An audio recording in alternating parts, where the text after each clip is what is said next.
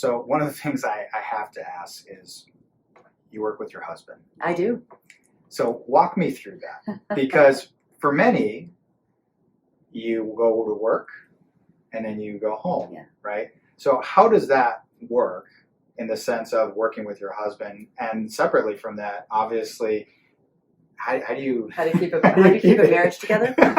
Oh, this is where my faith comes in. And I had mentioned that we might be talking about faith today, and I truly do believe that I have a great faith system. And because of that, my husband also sharing that great faith system in God and something bigger than ourselves. Number one, give him credit for keeping our relationship together and also giving us 7 healthy and beautiful 7 blessings. But we met each other working with each other. Really? When I was a teen in a fruit market, and we don't have to get into the gory details of that. But are you sure? That is how we met each other. And then as we grew, we got married and we had children. It was just something we both knew that we ultimately wanted to do for us and for our household. We wanted to be there for our children. We did not want to go to having our family take care of them during the day and then us come home at night and be weary and tired. We're going to be weary and tired anyway. We might as well do it ourselves. And so for us, it worked out that way. So we would just rotate our schedules, and we started the company.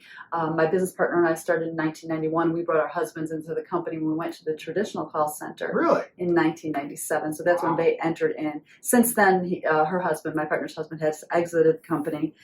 My husband has stayed involved, and it's just worked out. It's just been a great blessing. Well, it's interesting because a lot of people, when they get home, all of a sudden what they're doing is they're talking about work. You know, how is your work? It's like, well, tend to not try to not do that. Now you can go home and you're like, well, we already dealt with work when we left work, so now we can deal with the home stuff. So you can just skip that step. So you might as well just go through there.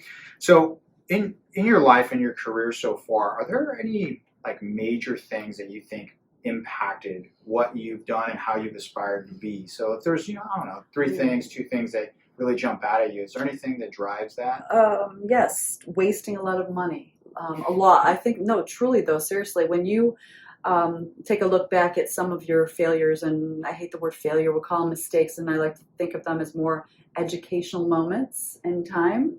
When you spend a lot of money on those mistakes, it has you reflect on what you can do differently and better. So learn from your mistakes. The most costly ones are the biggest lessons.